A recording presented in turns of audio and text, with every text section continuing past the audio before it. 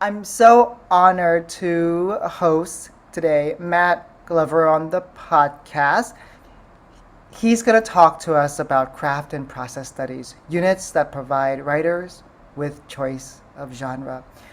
Matt, you came to ISPP, International School Phnom Penh, several weeks ago, and Mhm. when I came back to school, teachers were raving about your workshop and implementing the strategies already with success. When I heard that, I had to right away uh, interview you and host you on the podcast, and you graciously did. So, Matt, welcome to the podcast. No, thanks so much for letting me be here. I've been really been looking forward to this. It's not every day when teachers say, I went to a weekend workshop and I got a lot out of it, particularly a weekend workshop. So you were highly recommended, and I could not say no to not invite you. So can you please start us off with telling us about how you spend your days, where you spend your days, and your most uh, proudest professional achievement? Yeah.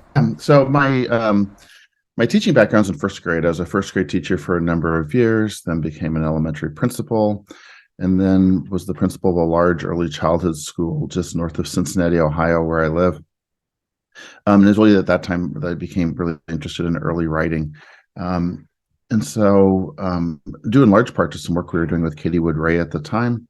And so everything I know about writing, I know from Katie. And so that led to Katie and I writing a couple of books together, for another books on my own. And for the last, 14 years now, I'm doing this type of consulting work full time. And so most of my time is spent in classrooms, especially during the school year, teaching in classrooms with teachers, teachers watching and really unpacking our thinking and thinking through things together in classrooms and writing workshops. Some of my time is spent in conferences and workshops, but most of it's really supporting teachers in classrooms and thinking about classroom practice. I do a fair amount of curriculum work and unit planning and projecting, but a lot of it's spent in classrooms, which is great joy, right? I now get to do all the things I liked about being a principal, in terms of working with teachers and students without having to deal with all the other issues that principals are always dealing with, right? And so it's really just a greatly enjoyable job that I have now. So I spend about a third of my work is in international schools, or more now, probably closer to half of my work in international schools. The other half in schools across the United States. And so, yeah, so I spend a lot of my time just when I'm not here in Cincinnati. Most of my time spent in schools in a variety of places. And as far as a professional achievement, it's tricky. I think there are each of the books I've written, I feel really strongly about in different ways. And I think the thing that I feel best about those is that I think the books that I've written and the projects that we've worked on are books that I feel really good about from a content standpoint. It's not always the thing that's the ideas I'm writing about aren't always the things that are going to sell best necessarily, right? Or the things that yeah, are always the most mainstream things. But the ideas that I'm thinking and writing about, I care passionately about, right? And so I feel really good about the content that I've put out in the world, right? In that way, I just feel good about the stance I've taken on things. Can you tell us, since you've been a principal and since you've taught for many, many years, and now you have the wonderful gift of being with teachers in their classes often, what is a story that has really influenced your teaching practice to this day? Yeah, one of the things that's interesting, it's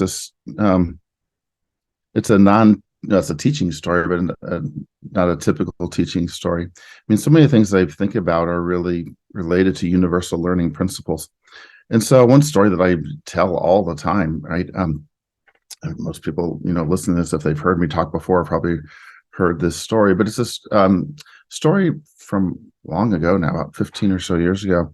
It's a story about my wife and I going to a wedding and taking our two older children with us, and my wife teaching my son Harrison how to dance. right? And it's a story that just really perfectly encapsulates just two key fundamental ideas. One of honoring approximations, which if you saw this boy dancing was very approximated, and the idea of nudging development, which of course is not a new idea. So, go back to Lev Vygotsky and zone of proximal development, right? But this whole in this little story just encapsulates the crucial role of being able to notice and name what a child's already doing, and then figuring out the next small step, which I think is so crucial for anyone learning to do anything. Um, it's particularly important for students in certain situations, particularly important for multi-language learners, right? That if you think about anybody who needs just the right next small step, right? Um, it's anyone who's for whom learning is more difficult, for students who are trying to navigate more than one language, for students who are learning to do something for the first time, on and on. The important, and it's what's interesting is I've had more conversations this year with teachers about the importance of nudging development, right? Being able to identify that small next step. I've had more of those conversations this year than ever, simply because coming out of the pandemic, I have more and more teachers saying, "I have a much wider range of students' abilities than I've had in the past," right? And so, and teachers struggling to meet the needs of students who are perhaps um, again, different than the students they maybe have had previously. So that's one that is an old story, but one that just comes back over and over in terms of its timeliness and how crucial it is this year more than ever. I'm happy Yeah, that you talked about the concept of approximation because that's very connected to working with multilingual students, because they're trying. yeah, And the best thing we could do is nudge and encourage them instead of saying, no, don't do that, that's not correct, and then cross out. And no wonder they are hesitant to produce in English or communicate with us. right. Yeah, it's true for anyone learning to do anything, but particularly important anytime that learning is a little different, a little more challenging, right? Just heightens the importance of it. You mentioned that everything you've learned about writing you learned from Katie Ray Wood. Would you tell us the core of your writing philosophy, and then what does that look like in class? Yeah, so there are a couple of things. I mean, there's a lot that goes into it, but one of the things certainly I've learned from Katie and that's crucial is the role of having a vision for what you're going to make, right? The whole idea of being able to study a stack of mentor text, right? And everything flowing from that. So anytime I'm teaching writing, right? Katie's the master of thinking about mentor text, right? Published text. Um, Anytime I'm teaching writing, I have to have a stack of published pieces of writing to give children a vision for what they're going to make. And everything really flows from that. Before a unit of study starts, um, we sit down as a group of teachers and study that stack of text. The first 2 or 3 days of a unit of study and writing, all we do is study a stack of text with students. So we have that immersion phase at the beginning where we're studying a stack of text. Whenever I'm teaching mini lessons, the most common starting point for a mini lesson is looking at what do published authors do in our stack of text. And when I'm conferring with students, I have to always have that stack of text with me to be able to teach with. And so everything for me flows from that idea of having a published stack of text that matches what we want students to make. It's really not enough to have a stack of text. It has to align with what children are making. And so that's the question I ask teachers over and over and over is simply, what's in your stack of text? How does this match what students are making? And it's that whole idea of the students making something, which is a little different than thinking about students writing something. And so when we're thinking about the whole idea of, especially with young children, thinking about them making picture books, everything that goes into making something in terms of pictures and words. But with older students as well, students making feature articles, right? We're creating feature articles, not just writing them. So it's everything for me comes back to having a stack of published text. It reminds me of understanding by design, or Mhm. Yeah, Understand It by Design by Matik, and he said, okay, we want to have a goal at the end, and then let's backwards Right. plan that. And so but you also use an inquiry approach here in this. You say, here is a stack of mentor texts of the genre we're going to read. We're going to learn how to write. And I love the part where you said, we provide that because it gives students an authentic purpose to write or examples Mhm. of authentic pieces instead of saying, you're going to be writing just for me and I'm going to be reading. And you're going to say, no, Right. we switch that around to say, ah, we look at this piece of writing. Someone in life has actually created this for a very specific purpose. What do you notice about their writing? We can do the same thing. Yeah, that's cool. Right. So it's interesting because it is very much a backwards design in that we have a vision for what we're going to make, but then we're not walking in on day one and saying, here's what we're going to make, right?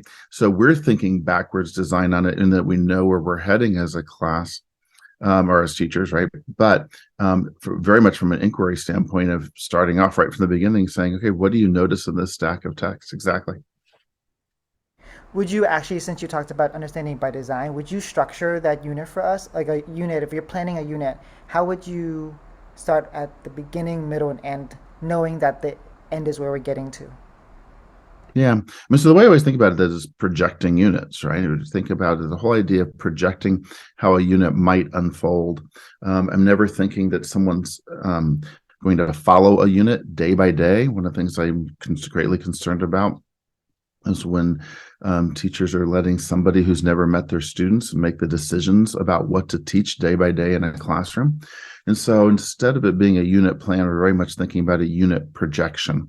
How could this unit unfold if everything went perfectly, which we know it won't. We're not expecting it to all go perfectly. But given that, the idea of a projection, there's a fairly predictable structure to a unit of study. Most units, not all, but most units, we start off with an immersion phase where we're studying that stack of text, right, with students, just to understand what is this new unit we're even in, right? What's this new genre in, or what's the big idea for this unit? Um, Throughout the middle of that unit, it's a close study of that stack of text, noticing and teaching students, right, what authors do. And then that end of the unit is crucial. You mentioned audience and purpose before. It's crucial that at the end of a unit that we're having some way of publishing these things out in the world. And publishing, I always want to be careful because sometimes people think of publishing as revising and editing. That's just what we do to get ready to publish. Nothing is actually published until it's out in the world in some way. The publication is, or publishing is the sharing of it out in the world, not the revising and editing. That's just getting it ready to publish. So there is that very predictable kind of structure of a unit of study, unit after unit after unit. I appreciate the distinction between publishing and editing. I also appreciate the distinction between unit plan and unit projection. This is what we'd like to Yeah. plan for, but we're gonna move with the flow of the students and their understanding. So, and it particularly, Yeah. I mean, uh, good. our job as teachers is to make responsive decisions day by day, not to follow somebody else's plan, but to can use resources and plans and curriculum and standards. But our job as teachers is to translate all of that into daily action based on what happened the day before. So I care deeply about teacher decision making and helping teachers make more responsive decisions day by day. I guess I'm speaking to the teachers who have to follow a scripted curriculum. The people who the authors of the scripted curriculum do not know the students, and so I feel bad for teachers who Right. don't have that freedom to communicate or to structure their lesson in a way that's affirming, that is relevant to their students right in front of them. Yeah.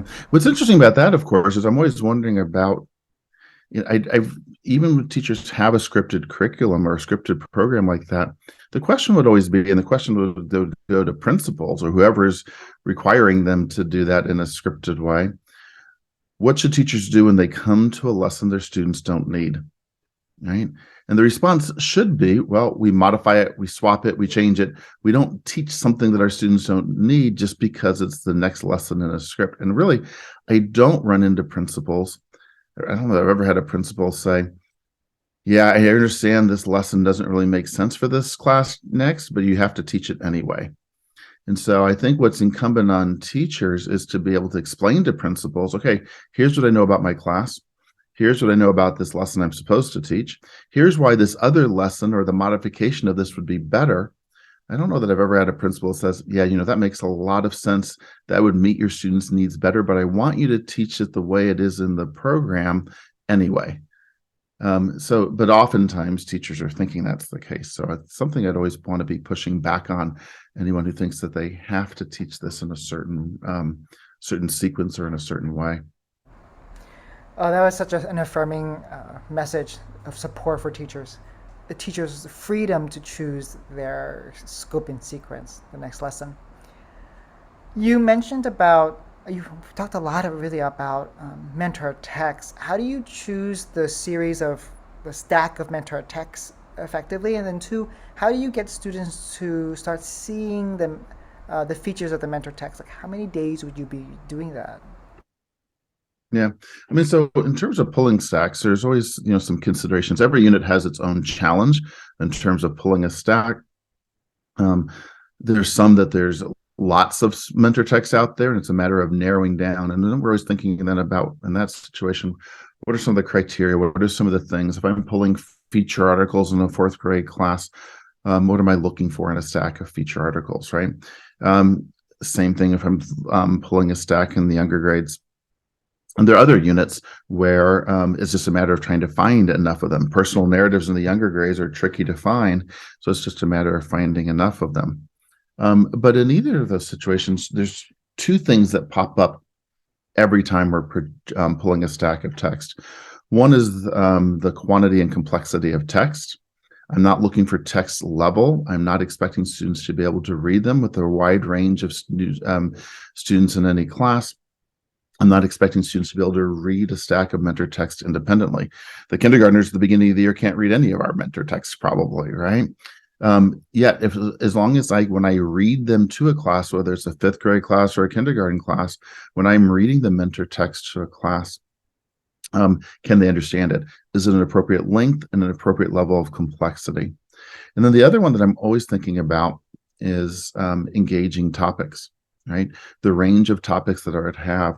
And I would want a range of topics, especially in schools where they're often integrating writing units into units of inquiry, when they're integrating writing units into other content areas.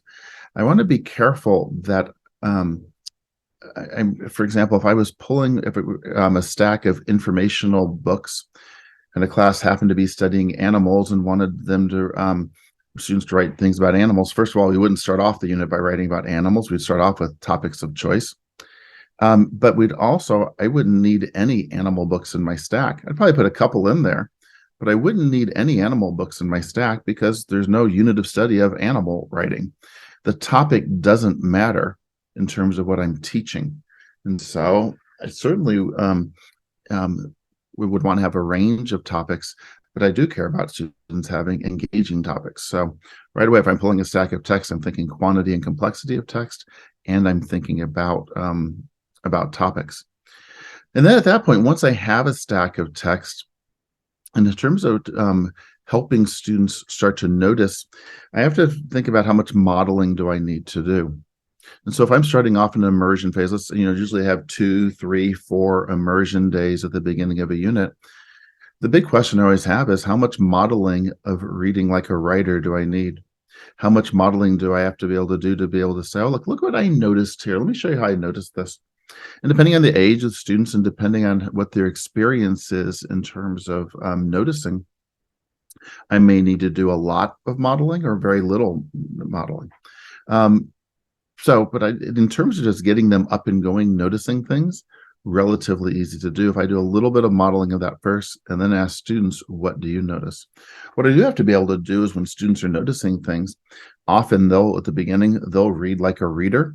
They'll comment on something happening, or they'll comment on a fact or something. They'll comment on the content. but I can usually turn that into a noticing about writing. And so that way, so it's never a, oh, sorry, that's not right. Instead, it's always, oh yeah, so here's when a child says, "Oh, I could tell that girl was really sad at that point in the story," I can say, "Oh, look, that's interesting. How did you know that? We could tell that baby. We could see her facial expression in this picture. Or isn't it interesting how that author told us exactly how she was feeling? Oh, and then what we put on the anchor chart is, oh, characters tell or authors tell emotions rather than, oh, the girl was sad." So it's relatively easy to get students starting to notice things and to turn whatever they're noticing into a noticing about craft. So to summarize what you said, it was you gather kids around, you read an Mhm. engaging text for them, and as you're reading, you're asking them for what they notice about the text. Then you're turning those things. Well, and I'm modeling. Yeah. Yeah, is that what you mean by Mhm. modeling? Can you tell me more about that? Yeah. So I'm to point out things that I've noticed. So I'll say, "Oh, look, I've noticed how this. Look at how they did this." Or look, I noticed how this. I'll model several things that I've noticed, and then I'll ask students what they notice. Right. It is important that whenever I'm reading a text like that, and we're noticing though that it's always something that we've read previously. Right. The first time we read something, we just respond as a reader. Right. The first time we read a feature article or we read a realistic fiction picture book or whatever it is, we have to respond as a reader first, right? Understanding it. Then we can go for what do we notice that the author did. So, yeah, important distinction of where he's reading it for enjoyment, reading it to understand first, and then we start to look at craft techniques. And then you put those things that they notice about craft techniques into an anchor chart. Yep, exactly. And this is it's just what's noticing it to begin with. There are actually some other moves that we make in terms of talking about why the author did this. Do we know anyone other authors who do this? Right, what are we going to call this thing? But then throughout the rest of the year, we're going to teach into those things that we've noticed, right? Just noticing on those days won't necessarily be enough. And so then we're going to teach into, mini lessons on how to try these things out in your writing. Oh, so that's the next phase. So you have the modeling phase, the inquiry phase, and then you move to the mini lesson phase. That which is the hallmark Yeah. of writing workshop. Could you tell us a little bit more about what does that look like, the mini lesson? Yeah, I mean, the key to a mini lesson is that I have one specific teaching point, right? Because we have to keep mini lessons relatively short. They're not the most effective way to teach. 25 students learning the same thing, same day, same time. Rarely does everyone need the same thing, when especially when we have that diverse range of learners in our class. So rarely does everyone need the same thing. So many lessons are just limited in how effective they are. Right. Writing conferences are the opposite of that. They're highly effective teaching, individualized one-on-one teaching that's just less efficient. It takes a while to get to everybody. And so with mini lessons, the key is that we're teaching one thing, that we're keeping it relatively short, 10 minutes or so, and so the students have enough time to write. And then when I'm teaching in a mini lesson, it's just a combination of, am I going to show how a published author did this? Am I going to show how I did it as an author? I always have to have my own writing samples as well. And I have to have student writing samples also. I have to have all three of those things when I'm teaching in a mini lesson. And I just have to decide day by day which combination of those am I going to use. I think I've had many authors on who talk about literacy and writing workshop, and I've never heard them say this, but the message what you said is correct and very aligned to what their sentiment. You said, oh, the mini lesson is great, but it's the least effective, and it's the conferencing that really moves the instruction. Yeah. I mean, it's not that many lessons are ineffective, right? It's not they're not effective. We wouldn't have them if they weren't. They're highly efficient, right? It would take forever to teach everything to everybody in conferences. We would never.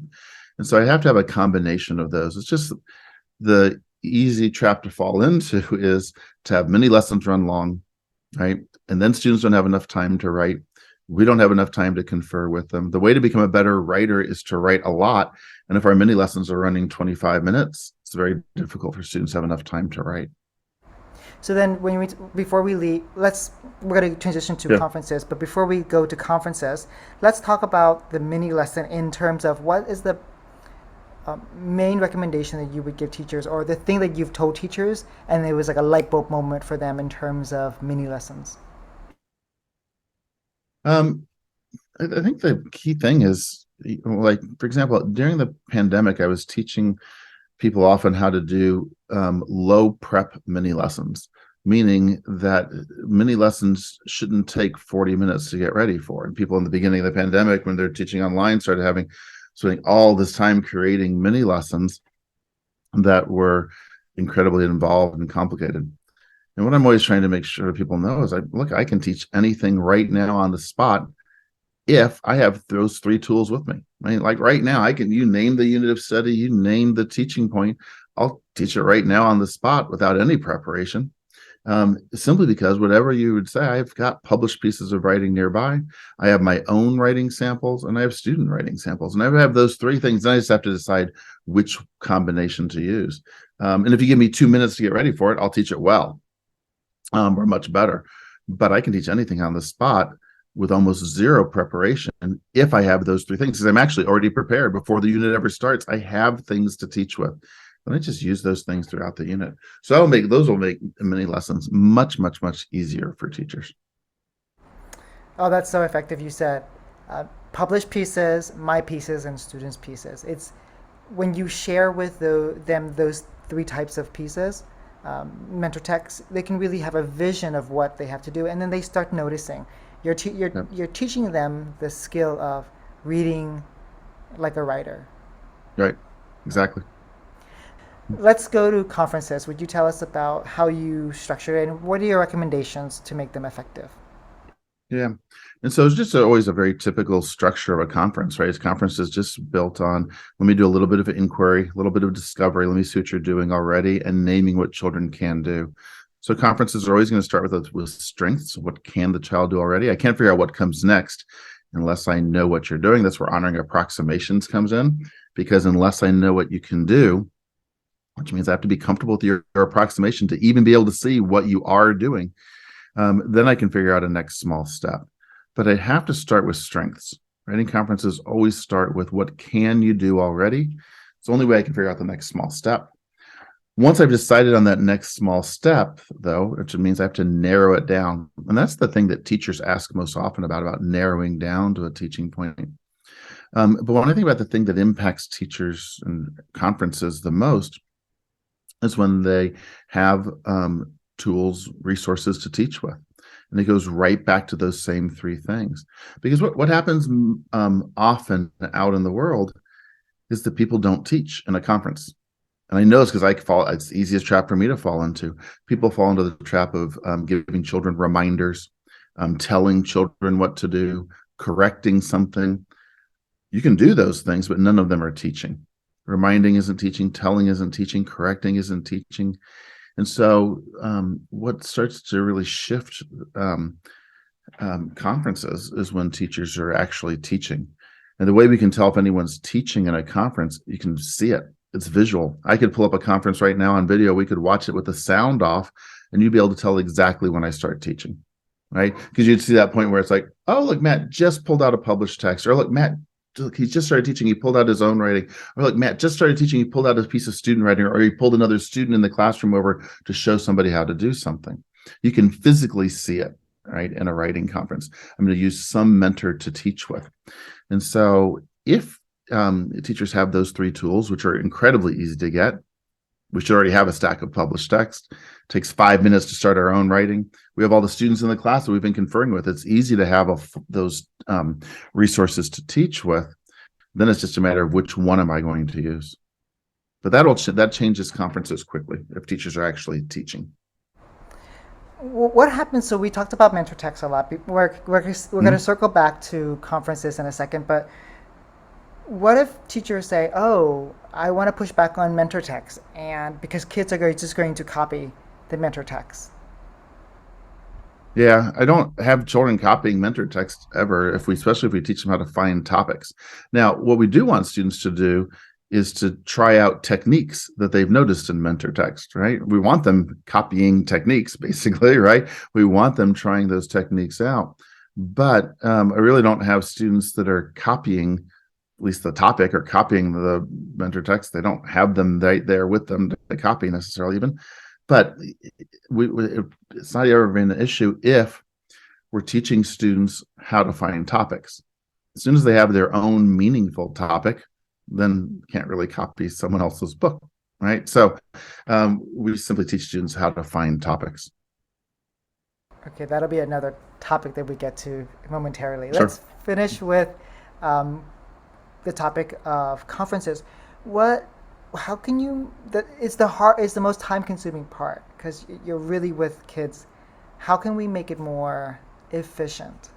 Yeah, I mean, writing conferences last 5, 6, 7 minutes, right? Somewhere in that time frame. And so there's some things that we can do to get ready for conferences to make them more efficient, make them a little more time efficient. One would be to look at student writing in advance before the start of the day. I'm not talking about taking everybody's writing home each night and looking at their writing for hours on end. That's not sustainable. I'm talking about 5 minutes before the start of school, 5 minutes at the end of the day, 5 minutes at some point, just the students I'm going to confer with next, just the 4 or 5 students I'm going to confer with tomorrow. Looking at their writing in advance will get me much closer to a teaching point. The other would be what I'm writing in my conferring notes. And one of the columns that I have in my conferring notes, I'm writing down things that I postponed, right? And so I have a column for goals for the child, next steps, and things that I postponed. And if I have good things in that column, and I've looked at student writing in advance, now before the conference starts, I've already narrowed things way down. I'm not starting from scratch in the conference. I'm saying, all right, what was the last conference about? What did I postpone from that last conference? What didn't I teach in the last one? What did I notice in their writing? Now I can get to a teaching point much, much more efficiently, much quicker. How? Let's move to the idea of how to get kids to find their own topics. Yeah, there's a couple of things. One is that I don't typically just brainstorm topics. Right. Just making a big brainstorm list doesn't particularly help people, especially this, or help students, especially the students who have the hardest time finding topics. And so what we do is we teach strategies to brainstorm off of. And we find strategies in published books. We look at the author's notes and figure out how do published authors find ideas. We'll read the author's note in something like Jabari Jumps, where Gaia Cornwall talks about loving swimming when she was little. And so we thought, oh, she was thinking about things she loves. That's how she got the idea for this book. Teaching strategies would be much more helpful than just brainstorming topics, strategies to brainstorm off of. The other is, though, we just write our own, right? I have teachers all the time, write your own, and then we talk about how did you find your topics? If I tell a group of teachers, go write something right now, everybody comes up with a topic. What often happens is when I say, how did you find your topic? Teachers will say, oh, it just popped into my head. It didn't just pop into their head. Something caused it to pop into their head. It just happened so quickly that they're not necessarily aware of it, right? And so what we'd have to be able to do is be able to look closely at our process to find how did we do that, because then we can teach students how to find topics. So all we need is a bank of strategies for finding topics. Think about people who are special to you. Think about things you do with your friends and family. Think about places you go all the time. Think about things you love. Think about things you know how to do, on and on, right? We can easily come up with strategies, and that's much more helpful for students than just saying, let's find a topic. It's strategy. So what might be one of those strategies then? Yeah, so so a strategy would be to brainstorm, right? Off of a strategy like, think about, well, here, let me give you an example of the easiest way. We were teaching a child one time to find, or a class to find topics, and we first taught the strategy of this only thing I knew about this little boy is that he loves soccer, football, and so we taught the strategy first. Think about things you love. So that's the strategy. Think about things you love. Soccer never crossed his mind. Okay. We taught another strategy. We taught the strategy. Think about things you know a lot about. All right. So another strategy. Soccer never crossed his mind. But when we taught the strategy, think about places you go all the time. right? Brainstorm off of teaching that strategy. Think about things, places you go all the time. He said, "Oh, I go to soccer practice. Wait a sec," and then the idea of soccer, right? And so the key to that is that students often need multiple strategies, right? Multiple ways to brainstorm, um, rather than just one. Let's talk about the last phase. One of the last phases is about grammar, punctuation, text structure. How do you teach that at the end, which we typically call editing and Yeah, revising? and I'm cautious. I'm not just teaching revision or editing just at the end. We have that revising and editing that we're doing to get ready for a celebration, but we teach students how to revise and edit day by day while they're writing. Every day when we're starting to write, we go back and read what you wrote the day before, which is an opportunity to do a little bit of editing and revision. Anytime children are finishing a piece of writing, we have a little checklist. All right, we're going to think about something with revision, something with editing. We're going to go read it to a partner, and then we can start a new piece. And so I always want to be careful that we're teaching children about revising and editing, and that they're doing that throughout a unit, not just at this phase at the end of a unit. I'm just cautious about thinking about revision as a phase, or editing, either of those, in as a phase in writing, as opposed to something that writers do while they're writing throughout a piece of writing. And then we can do some extra revision and editing for something that we're getting ready to share at a writing celebration. So you're saying it's recursive, like it goes throughout the process. Then specifically, how do you get kids to notice punctuation and text structures when they're revising?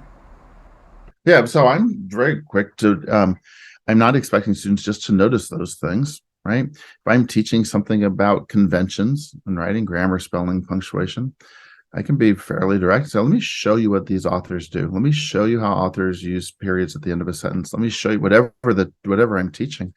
I can model that, right? I can show that. I'm not just hoping that students notice that.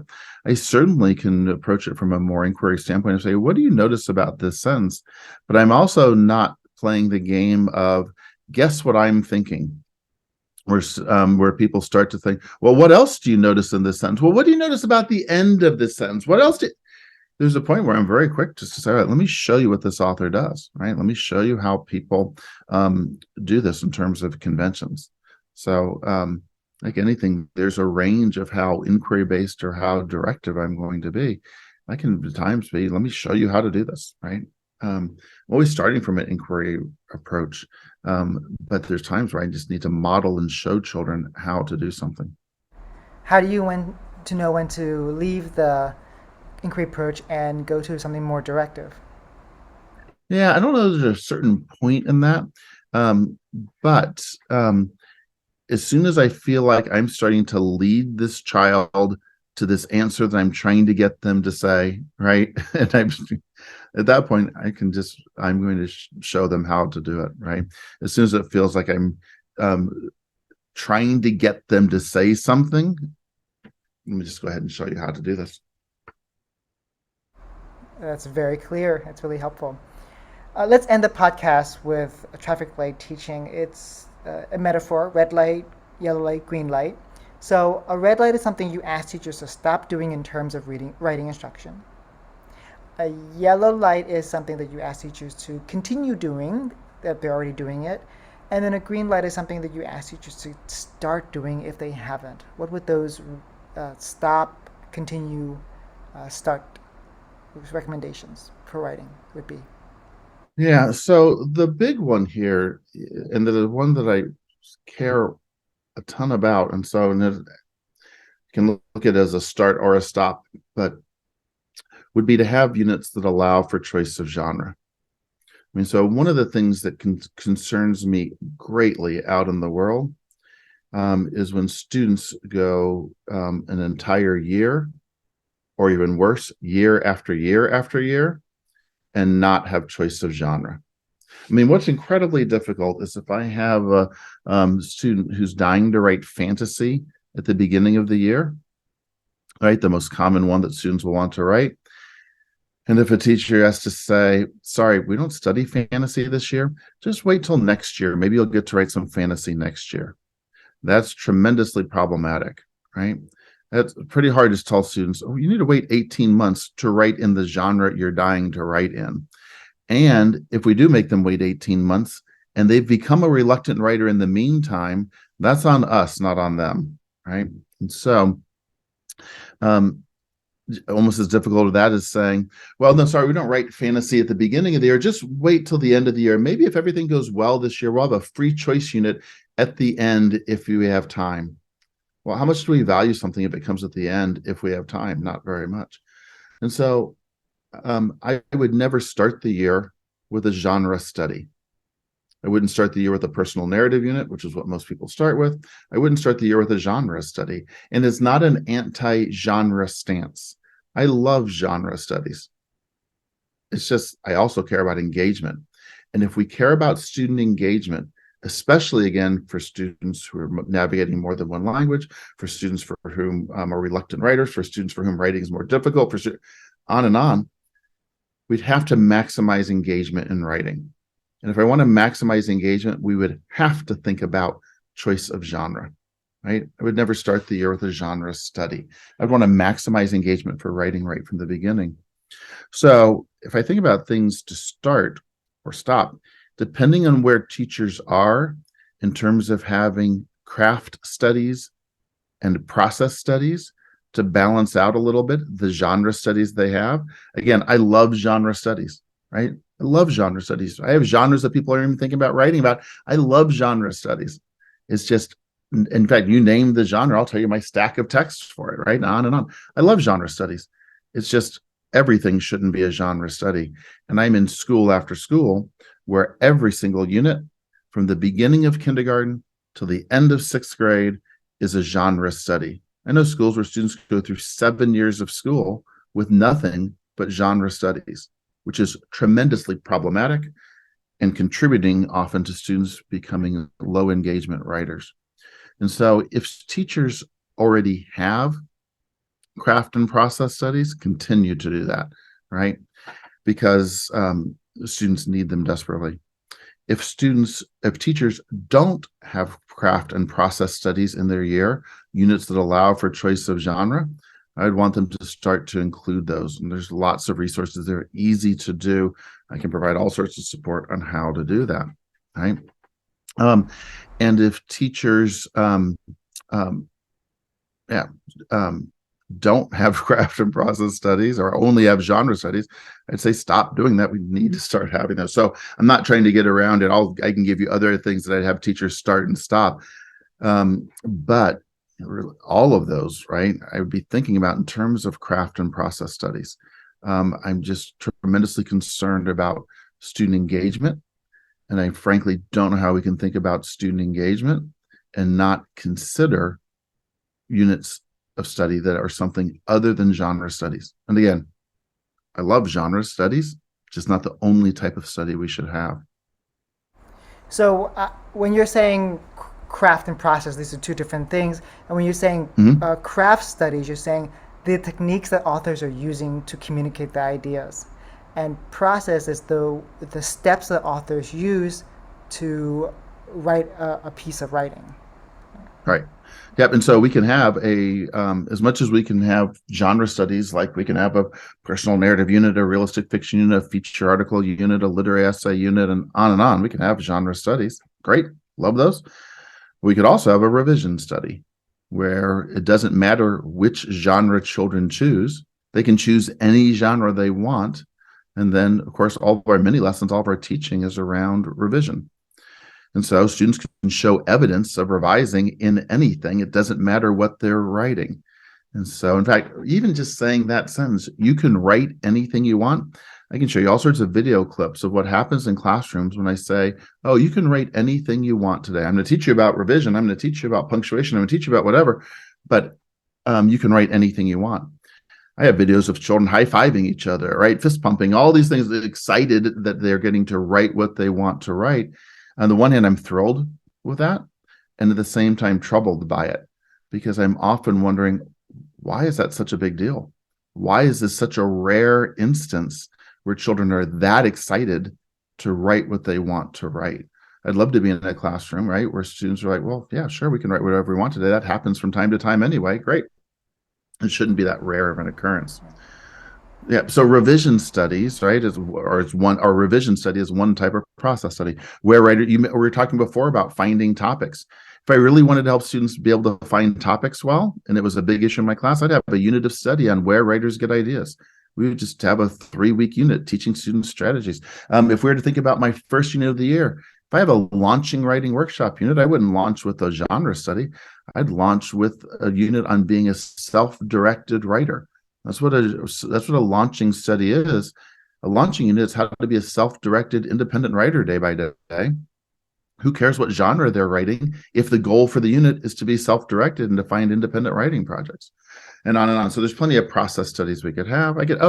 We've talked a lot about mentor text. If I really want students to become better at noticing what authors do, I'd have a unit of study on reading like a writer. Nice little 3-4 week unit where we're supporting students in getting better at the habit of mind of noticing and trying out reading like a writer. Just wouldn't matter why would we care what genre they're writing in? As long as they're noticing techniques and trying them out, doesn't matter what genre they're writing in. And then we could have plenty of craft studies. I can't imagine teaching kindergarten without having an illustration study early in the year. If I'm in an illustration study, why would we care what genre they've chosen to write in?